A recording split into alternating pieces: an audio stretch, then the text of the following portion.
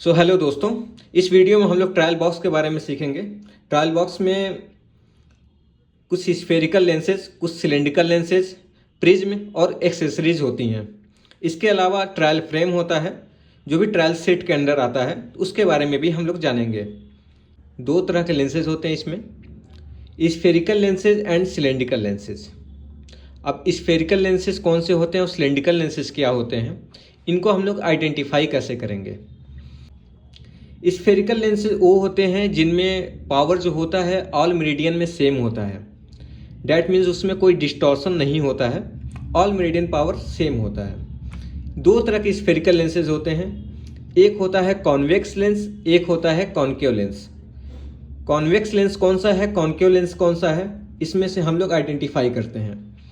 तो आइडेंटिफिकेशन तीन तरीके से किया जाता है कॉन्वेक्स और कॉन्केव लेंसेज का, by touch, by magnification and by moment. तो हम लोग बाय टच पहले देखते हैं। हम लोग टच करें और लेंस को आइडेंटिफाई करें। तो ऐसे ट्रायल फ्रेम में मान लीजिए तो लेंसेज बहुत छोटे छोटे से लगे हुए हैं, इसको भी टच के थ्रू पता चल जाएगा तो हमको पता चलेगा। लेकिन आपके लिए मैं ब्लॉक से लेकर आया हूँ, ठीक है, आप इनको देखिए। So these are two type of lenses which I am carrying. So in convex lenses, periphery is thin. Okay, periphery is thin and center part is thick. Center part is thick. Okay, in trial box we can see this lens is periphery thin and center part is thick. Okay, this is first method by touch. Now second method is magnification. We can clearly see this lens is magnifying the object. Okay, that means this is a convex lens or converging lens or plus lens. Okay, in trial box we can also see this. Okay, clear? ठीक। Now third method is by moment. If this is a line drawn by me okay, in convex lenses when we move the lens, the object move opposite to the lens. Okay, opposite to the lens. So हमने तीन तरीके से lens को identify किया, by touch, by magnification and by moment. By touch, periphery thin, center thick. Okay, that means this is a convex lens. When we see this is magnifying lens, that means convex lens. And the last one is when we move, the object move opposite to the lens.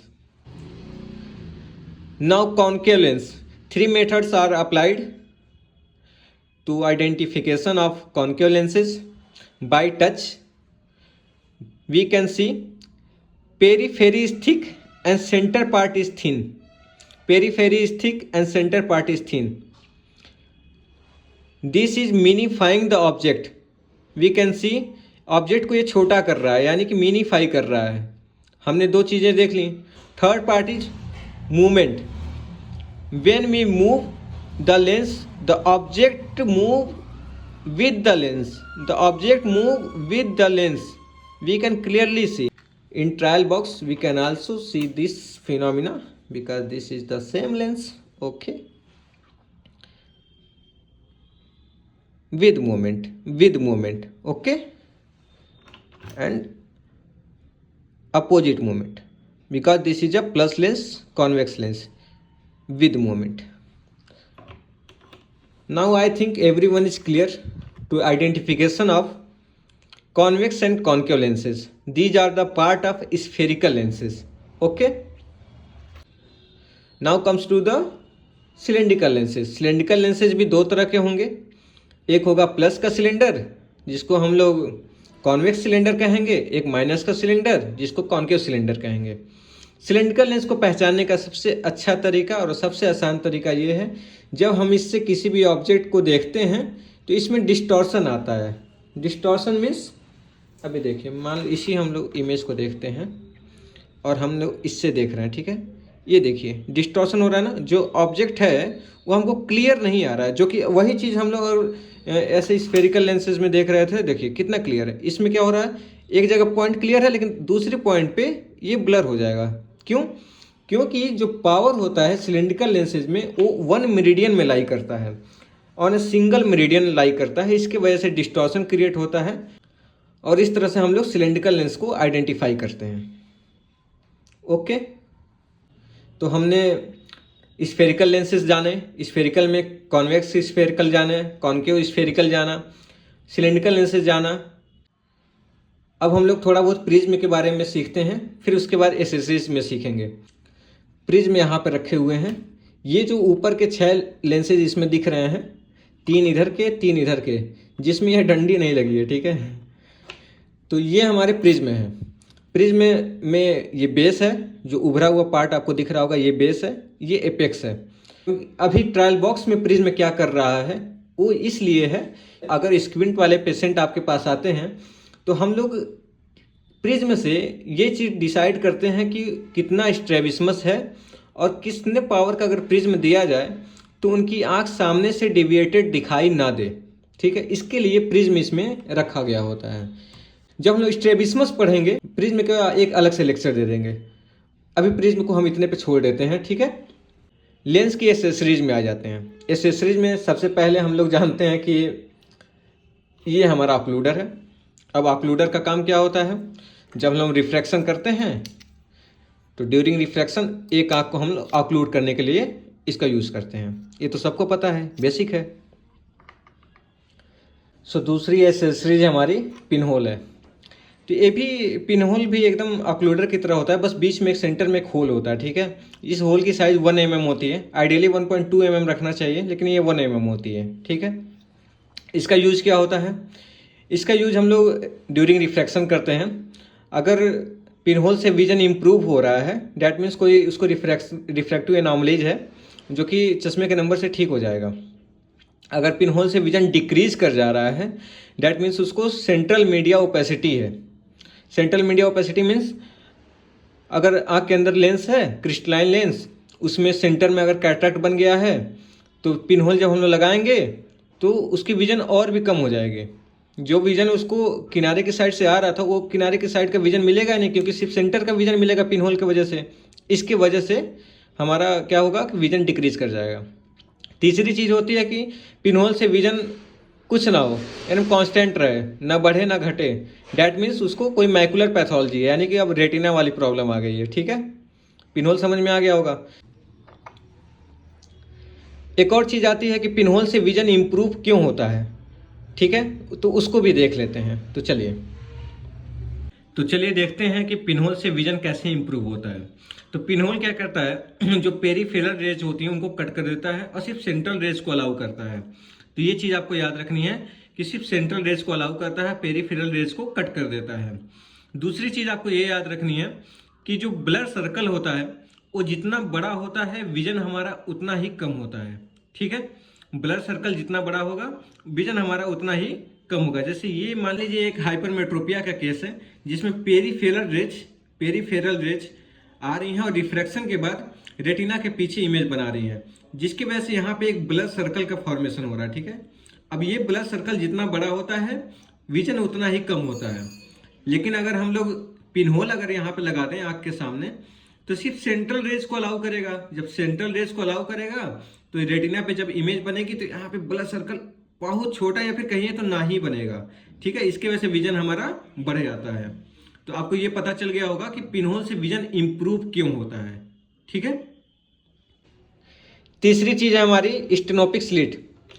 इसका देखिए basically function pinhole की तरह ही होता है, बस ये है कि ये स्ट्रिक थोड़ी लंबी होती है।